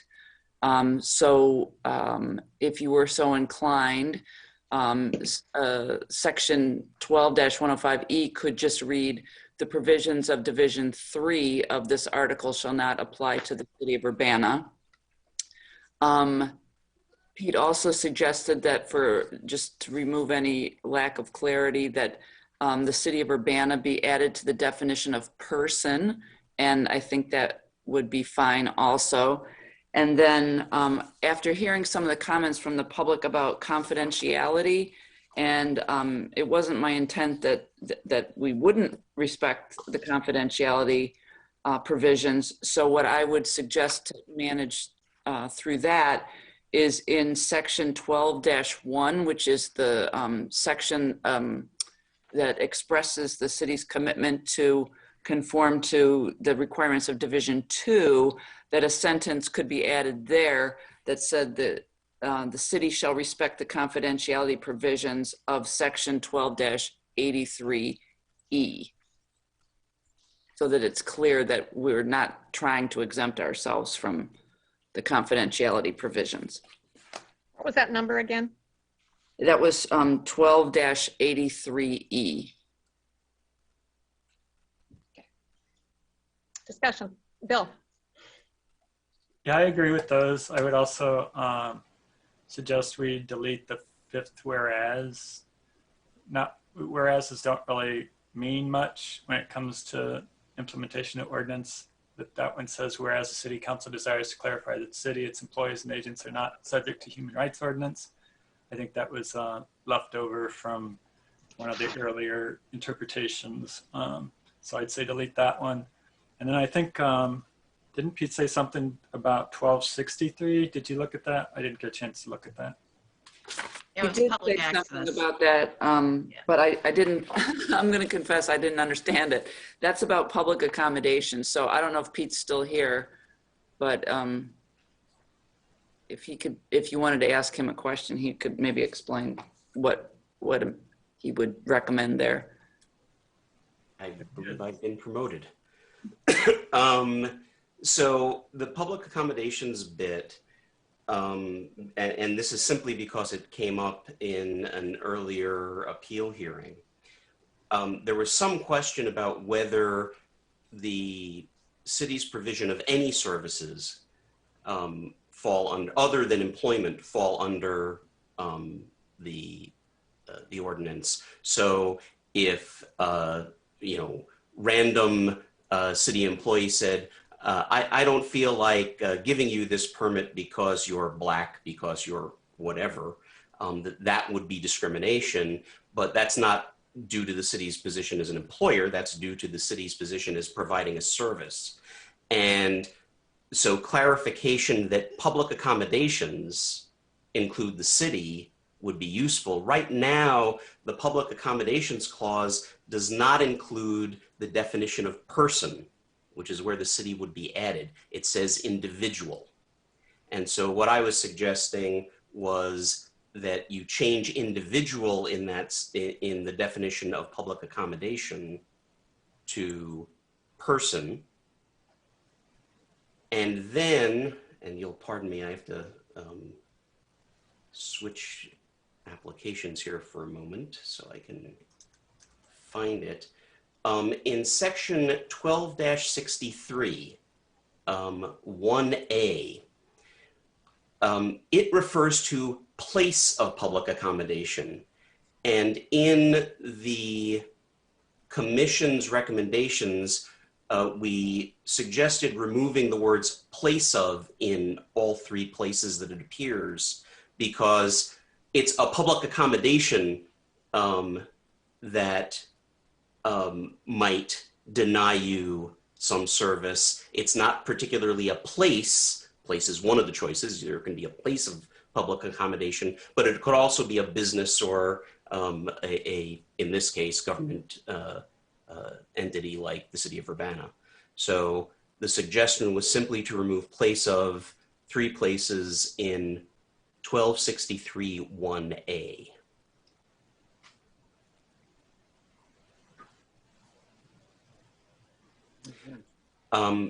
And with regard to the confidentiality clause, I think what you're doing is probably okay.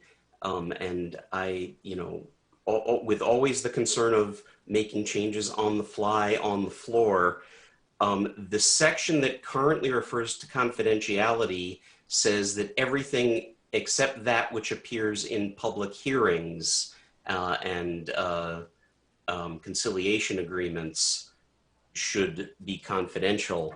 Because the process for the city is quite different, because the commission is going to somehow facilitate trying to address the problem with the city, it doesn't carry the same kinds of procedures that confidentiality clause anticipates. And so you might want to circle back and add a confidentiality clause that is specific to the city. Part of the reasoning behind the confidentiality clause is you do want the stuff in public hearings to be public. So once it gets to a public hearing, you don't want the public not to be able to know what kind of discrimination took place. And in the clause that you have written, the city is going to talk to the commission, and then the commission's going to announce it publicly. So you might want to seek advice on writing a sentence that doesn't necessarily refer to the section in 1283. That's my only comments. Well, at this point, there have been enough tweaks, some of which are more than just minor. I think this should be sent back to legal for review at the very least, and then brought back to, would we bring it back to council or the committee again? Process-wise.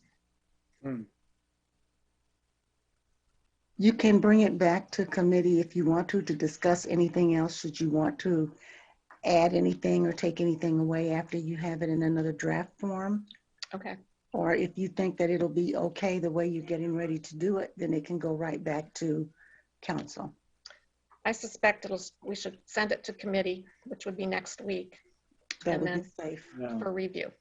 How's that?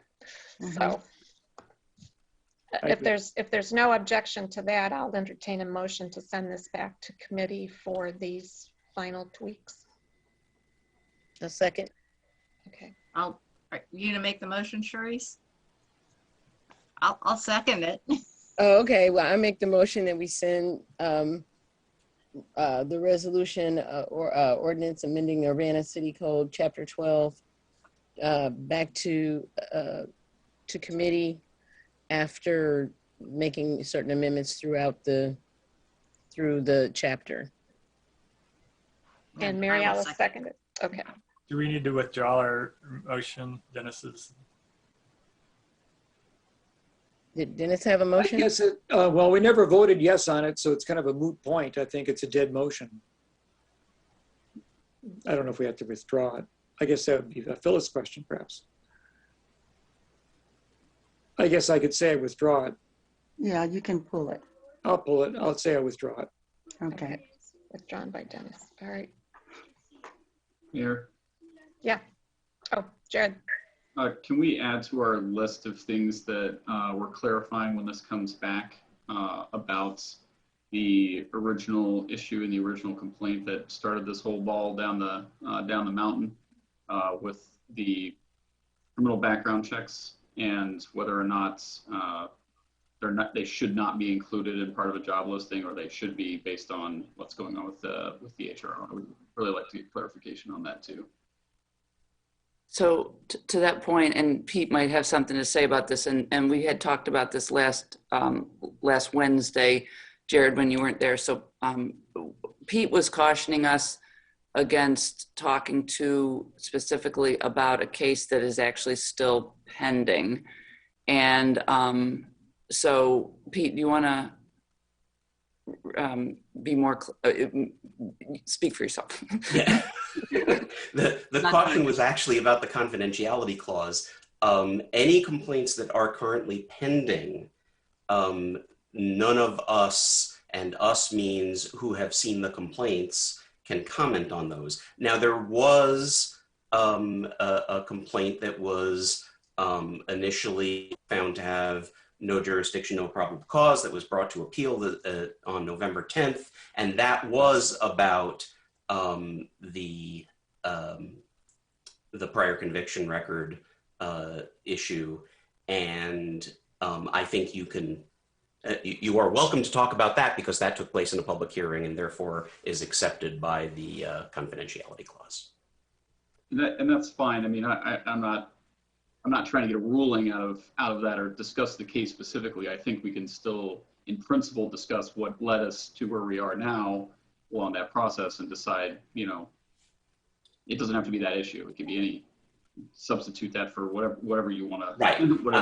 And just to be clear, I didn't mean to imply that you couldn't talk about the clause in the ordinance itself, because of course that's, you know, that's still there and still requires no advertising of things that might imply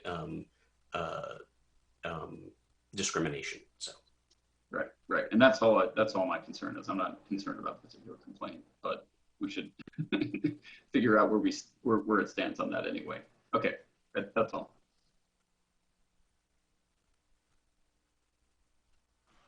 So Okay. when that gets put on the agenda, I just want to be clear, it's a distinctly different topic. So there'll be two different topics on the agenda, and I guess that'll be a discussion item. Okay. Fine by me. I mean, I think we need to talk it through. Okay, great. Okay, we have a motion by Sharice, seconded by Mary Alice, to send this back to committee. Will the clerk please call the roll? Ms. Wu? Yes. Mr. Sachs? Yes. Ms. Hersey? Yes. Mr. Brown? Yes. Mr. Roberts? Yes. Mr. Colebrook? Yes. Mr. Miller? Yes. That motion passes. Next item on the agenda are reports of special committees. Are there any reports? Okay. Reports of officers? Nothing from me. Okay. We have no new business. And that brings us to the end of our agenda. And with that, I will call this meeting adjourned. Thank you very much.